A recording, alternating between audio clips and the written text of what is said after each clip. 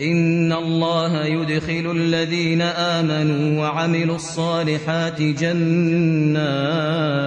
جنات تجري من تحتها الأنهار يحلون فيها من أساور من ذهب ولؤلؤا ولباسهم فيها حرير وهدوا إلى الطيب من القول وهدوا إلى صراط الحميد.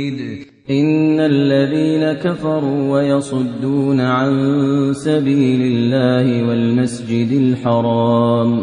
والمسجد الحرام الذي جعلناه للناس سواء العاكف فيه والباد ومن يرد فيه بإلحاد بظلم نذقه من عذاب أليم.